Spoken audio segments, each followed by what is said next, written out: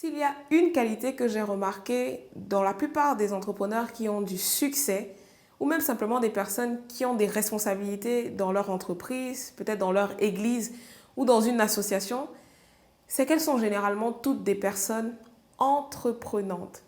Et oui, effectivement, être entreprenant, c'est l'un des meilleurs moyens de se distinguer. Peut-être qu'aujourd'hui, tu es dans ton entreprise et que tu as lancé tes business, ou encore tu es un salarié, tu es dans une équipe, tu es dans une association, tu es dans ton église, tu sers dans un département. Et aujourd'hui, tu es plutôt de ceux qui attendent que les choses se fassent. Tu es plutôt de ceux qui attendent de recevoir des directives. Tu es de ceux qui attendent que les choses soient données par un responsable, par un leader, avant de prendre des décisions, avant de prendre des initiatives. Alors laisse-moi te dire que tu es simplement une personne qui n'est pas entreprenante. Et malheureusement, être passif, être une personne qui attend que les choses se fassent, te disqualifie. Tu ne peux pas progresser, tu ne peux pas aller loin, tu ne peux pas te distinguer au milieu de plusieurs personnes si tu ne développes pas l'aptitude d'être une personne entreprenante. Tu as des dons, tu as des talents, tu as des capacités, tu as des aptitudes qui font de toi une personne unique. Mais si tu veux te distinguer, tu dois absolument apprendre à être une personne entreprenante. Dans cette vidéo, je me propose de partager avec toi 3 clés qui vont te permettre, peu importe ton tempérament, que tu sois introverti, extraverti, peu importe ce que tu as déjà pu être avant, ces 3 clés vont te permettre de devenir une personne entreprenante, de porter du fruit et de te distinguer au milieu de plusieurs.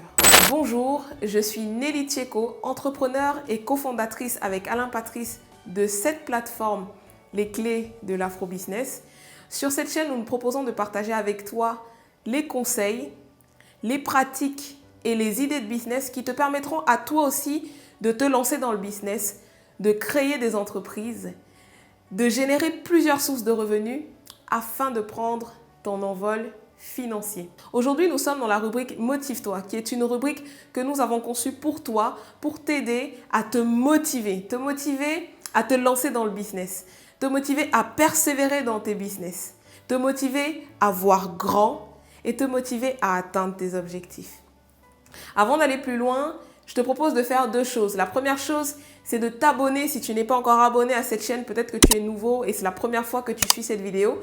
Je t'invite à t'abonner simplement à cette chaîne et à cliquer sur la cloche de notification si tu ne veux rien manquer des contenus que nous proposons tout au long de la semaine. La deuxième chose que je t'invite à faire, c'est aller en barre de description et télécharger un extrait du livre d'Alain Patrice, Trouver le bon associé.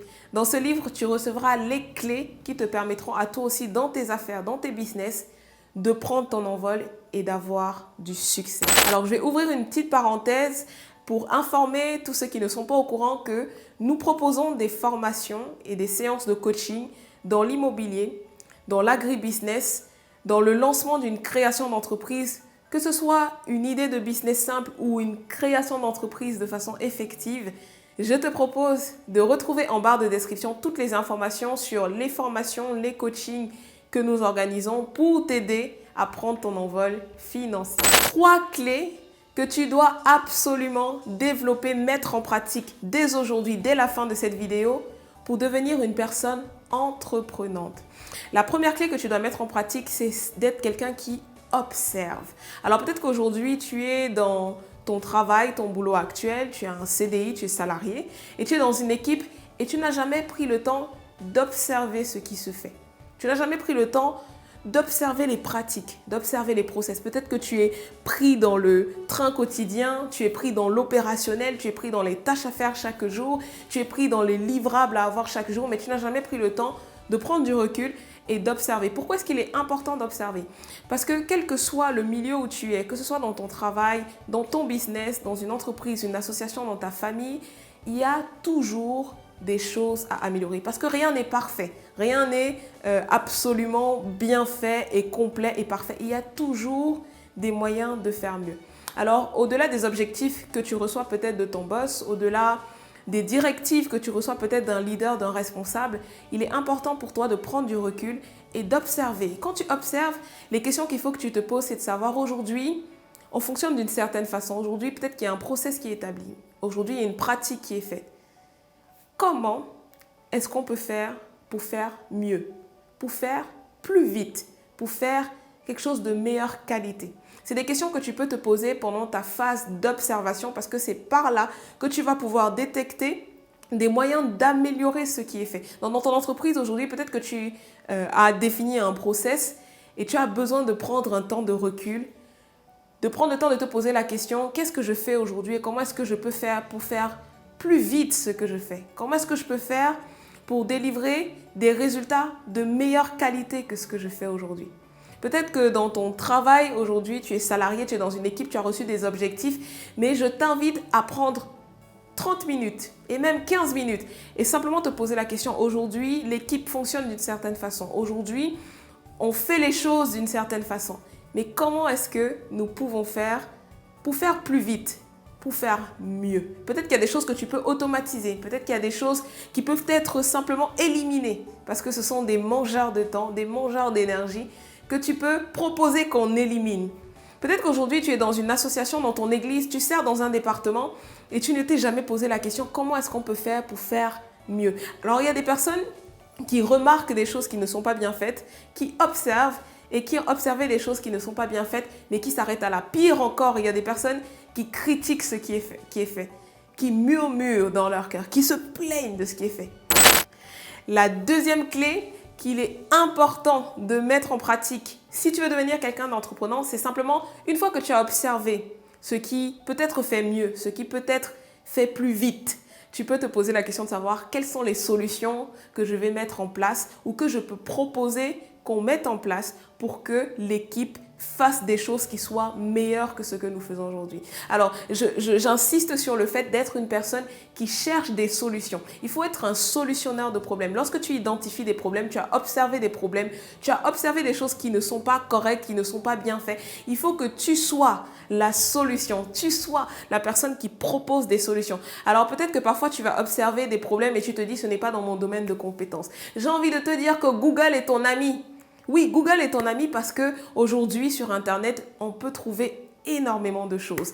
Et sur Internet, tu peux trouver des solutions à énormément de problèmes. Il y a des personnes qui voient des problèmes trop hauts et qui se disent qu'il n'y a pas moyen de sortir de là. Je t'invite à croire que c'est faux parce qu'effectivement, il y a moyen de proposer des solutions. Et il y a toujours moyen de trouver des solutions. En fait, il n'y a pas des problèmes, il y a uniquement des solutions. Et tout dépend de la façon, de la mindset que tu as et de la façon dont tu abordes ce que tu as observé comme problème ou comme chose à améliorer. Donc, je t'invite dès aujourd'hui, si tu as peut-être observé dans ton équipe, peut-être qu'avant tu murmurais, peut-être qu'avant tu critiquais. Je t'invite aujourd'hui à arrêter les critiques parce que ça c'est pour des personnes qui ne sont pas entreprenants. Ça c'est pour des personnes qui ne prendront pas leur envol financier. Je t'invite à arrêter les critiques et à être la personne qui sera la solution aux problèmes que tu as constaté, que tu as mis en évidence et à chercher des solutions. Tu peux chercher des solutions, comme j'ai dit, sur Internet. Tu peux aller sur YouTube, il y a tellement de tutos, il y a tellement d'articles, de blogs. Il faut que tu te souviennes que les problèmes que tu identifies aujourd'hui, quelqu'un d'autre a déjà fait face au même problème que toi.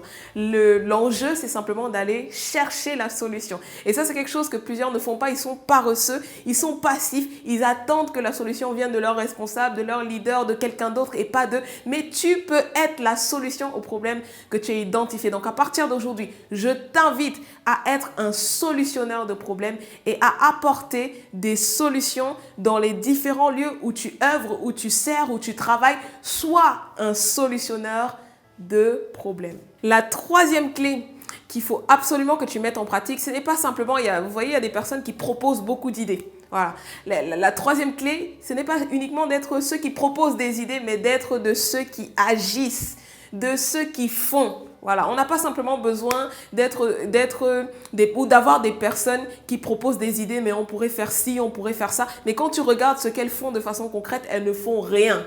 On n'a pas besoin de personnes qui proposent des idées parce que les idées, on en a tous. Des idées, on en a plein. Moi, j'ai plein d'idées. Mais je n'ai pas besoin de personnes qui viennent simplement me proposer des idées, mais d'être des personnes qui font les choses. Donc, lorsque tu identifies un problème, fais. Si tu as identifié qu'il y a des choses qui ne sont pas automatisées aujourd'hui dans ton équipe, automatise. apprends du VBA, apprends du code Java, apprends ce qu'il faut apprendre, automatise les process. Lorsque les gens vont te voir faire et qu'ils vont se rendre compte des solutions concrètes que tu proposes, alors ils se diront, ah lui, c'est un solutionneur de problèmes. Ce n'est pas juste quelqu'un qui propose des idées pour que quelqu'un d'autre le fasse. C'est trop facile de venir simplement proposer et d'attendre que les autres le fassent à ta place. Non, tu dois arrêter ça. Tu dois être la personne qui fait ce qui est proposé. Alors peut-être vous me direz, tout dépend en fait de la responsabilité que tu as. Peut-être tu peux être un responsable et tu ne peux pas tout faire, bien évidemment. Mais je t'invite, avant de chercher quelqu'un d'autre pour mettre en application les idées que tu as, les solutions que tu proposes, d'être toi-même la personne qui fait et qui agit de façon concrète et qui met en application les idées qui sont proposées. Si tu fais cela, je parle par expérience, pour moi, pour Alain que je connais très bien, si tu fais cela, tu te rendras compte que tu développeras au fur et à mesure les qualités d'une personne entreprenante. Tu deviendras quelqu'un qui va se distinguer au milieu de plusieurs. Dans ton équipe, tu seras distingué parce que tu vas apporter des solutions qui sont concrètes, des solutions qui changent la vie de l'équipe, des solutions qui améliorent la vie de l'équipe et tu te distingueras au milieu de plusieurs. Alors, j'espère que cette vidéo était pertinente pour toi et qu'à partir d'aujourd'hui, tu seras quelqu'un d'entreprenant. Donc, je t'invite à faire cela et puis à me dire en commentaire peut-être que tu fais déjà cela, peut-être que tu l'appliques déjà, peut-être que dans ton équipe, tu as déjà été distingué ou alors tu es de ceux qui ne sont pas distingués. Peut-être que tu es même frustré de ta vie parce que tu as l'impression que dans ton équipe, dans ton association, dans ta famille, les autres sont distingués mais tu ne l'es pas. À partir d'aujourd'hui, si tu mets en application ces 3 clés, je t'invite à me dire en commentaire dans quel domaine, dans ton travail, dans ton association, dans ton église. Je t'invite à me dire dans quel de ces aspects de ta vie tu vas mettre en application ces 3 clés et je t'invite à revenir me faire un feedback de comment tu t'es distingué au milieu de plusieurs. Alors je vous dis à très bientôt pour la prochaine vidéo. On est ensemble.